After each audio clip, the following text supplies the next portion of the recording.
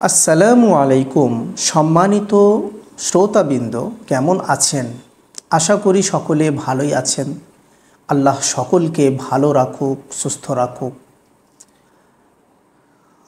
আমাদের মধ্যে ম্যাক্সিমাম মানুষই গুনাহ করে থাকে।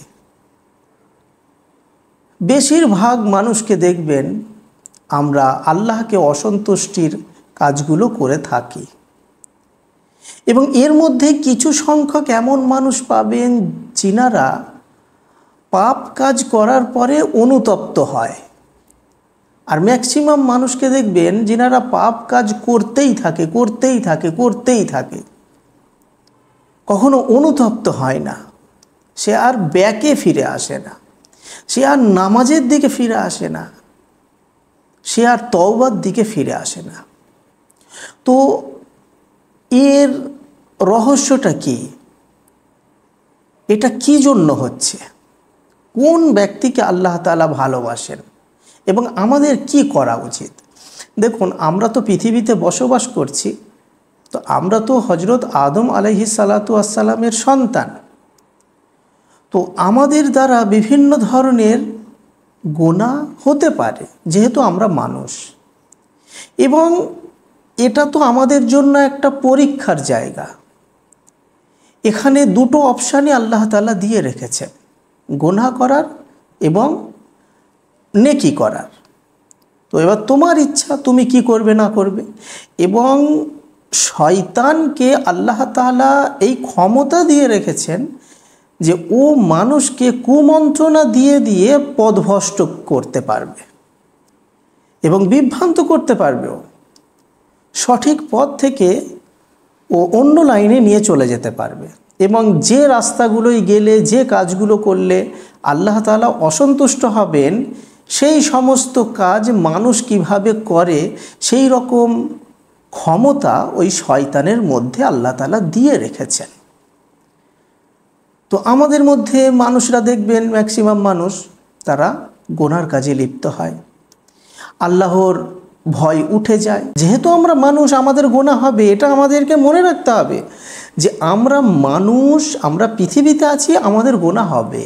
তো এই সিচুয়েশনে স্রষ্টা কোরআনের মধ্যে ঘোষণা করেছেন যে তোমরা নিরাশ হবে না কখনো। তো আমাদের মধ্যে ম্যাক্সিমাম মানুষ দেখবেন পাপের কাজ করে, সে ছোট গুনাহগুলো হোক বা বড় গুনাহ হোক, সে করার পরে তার অন্তরটা কিছুটা হলেও, কিঞ্চিত পরিমাণ হলেও ভাবতে বাধ্য করে যে ইস, আমি এত বড় গুনার কাজ করে ফেললাম, এত গুনাহ আমি করে ফেলছি, আমি এক ওয়াক্ত নামাজ পড়ছি না। তার অন্তরটা কিছুটা মনে হয় এই রকম, অন্তরে আসে, কিন্তু তখনই শয়তান এসে তাকে কুমন্ত্রণা দিতে থাকে, তাকে এই রকম চিন্তা করায় যে তুমি এত পাপ কাজ করেছো, এত গুনার কাজ করেছো, তো এখন পাপ কাজের মধ্যেই থাকো, আবার কি মুখ নিয়ে তুমি নামাজে দাঁড় হবে? আল্লাহ তাআলা তোমাকে কি মাফ করবেন? এইভাবে শয়তান তাকে নিরাশ করতে থাকে। তো আল্লাহ তাআলা হচ্ছে এটাকে পছন্দ করেন না। আল্লাহ তাআলা বান্দা যত পাপ করুক না কেন, বড় থেকে বড় পাপ করুক, ছোট থেকে ছোট গুনাহ করুক, গুনার সাগরে হাবুডুবু খাচ্ছে, কিন্তু সেই বান্দা যদি একবার আল্লাহর কাছে ফিরে আসে, একবার নামাজের দিকে ফিরে আসে, ওই সেই পাপ কাজ থেকে নামাজের দিকে ফিরে আসা, আল্লাহর দিকে ফিরে আসা, তওবার দিকে ফিরে আসা, আল্লাহর কাছে কান্নাকাটি করা, এটা কিন্তু খুবই অসম্ভব কাজ হয়ে পড়ে। এটা মনে রাখবেন, কেন ওই সময়েতেই শয়তান আপনাকে বেশি যুক্তি দিয়ে আপনাকে বোঝাবে, আপনাকে কুমন্ত্রণা দেবে যে তুমি এত পাপ কাজ করছো, এত গুনাহ করে যাচ্ছ, তোমার তো কিছু আনন্দ হচ্ছে, তোমার তো এতে এনজয় ফিল হচ্ছে, তুমি আবার ব্যাকে যখন ফিরে যাবে আল্লাহর কাছে, তাহলে এই পাপ কাজ থেকে তুমি দূরে থেকে যাবে। এটা একটা। আবার দ্বিতীয় বিষয় তার মাথায় এটা আসতে থাকে, শয়তান দেয় যে আল্লাহ তোমাকে ক্ষমা করবেন, এই যে নিরাশ করে থাকে। সুতরাং আমার দিনী ভাই বোনেরা, আমি যেটা বলতে চাইছি যে আমাদের মধ্যে আমরা যত বড়ই পাপী হই না কেন, আমরা আল্লাহর কাছ থেকে নিরাশ হব না। আমরা এটা মনে মনে ভাববো না যে আমাকে আল্লাহ ক্ষমা করবেন না। আমরা সর্বদা এটা ভাববো যে আমি কতটা পাপ করেছি। আমি যদি সাগরের পরিমাণও আমি যদি পাপ করে ফেলি, তাহলে আমার পাপ সমূহকে একটা সাইডে রাখা হোক, আর আল্লাহ পাকের যে দয়া অনুগ্রহ সেইটাকে আরেক দিকে রাখা হোক, তখন দেখা যাবে আল্লাহর দয়া অনুগ্রহ আমার পাপের থেকে বেশি হয়ে গেছে। তাহলে আল্লাহ পাক যে এত দয়াবান, আল্লাহ পাক যে এতটাই দয়ালু, সেটা হচ্ছে আমরা মনে আনতে পারি না। ওটা হচ্ছে শয়তান আমাদেরকে বাধা দেয়। যেমন দেখবেন, ধরে নিন একটা বাচ্চা, সেই বাচ্চাটিকে তার মা অনেক ভালোবাসে, তাকে খাবার খাওয়ায়, তাকে জামা কাপড় পরিয়ে দেয়, তাকে কেয়ার করে। কখনো দেখবেন মা তাকে বকাঝকাও করে, তাকে প্রহার করে, কিন্তু সেই বাচ্চাটি কাঁদতে থাকে। কাঁদতে কাঁদতে কিন্তু অন্য কারো কাছে যায় না, সে আবার কিন্তু সেই মায়ের কাছে এসেই জড়িয়ে ধরে। তাহলে এর মানেটা কি? এর মানেটা হলো ওই বাচ্চাটি সে মনে মনে এটা ভাবে যে আমাকে আমার মা এত কেয়ার করে, তার মানে আমাকে আমার মা পৃথিবীর সবাই থেকে বেশি ভালোবাসে।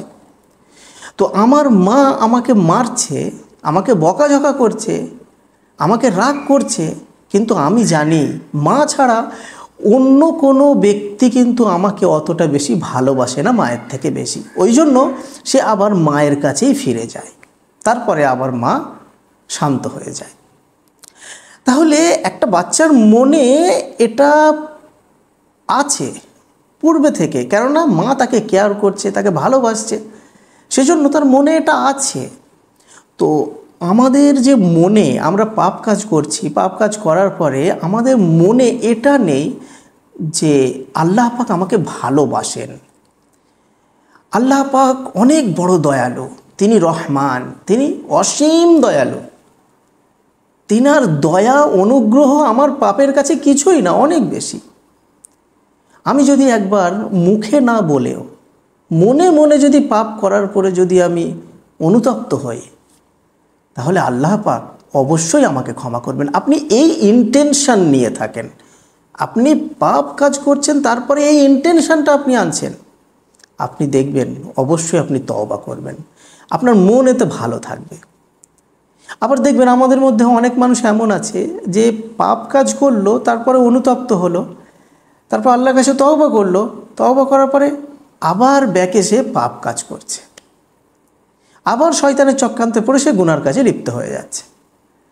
তো তারপরে আবার সে অনুতপ্ত হচ্ছে, আবার সে তওবা করছে, আবার সে নামাজ পড়ছে, আবার সে আল্লাহর কাছে কান্নাকাটি করছে, তারপরে আবার এমন হলো শয়তানের কুমন্ত্রণায় পড়ে আবার সে পাপ কাজ করতে থাকছে, আবার তারপরে অনুতপ্ত হচ্ছে।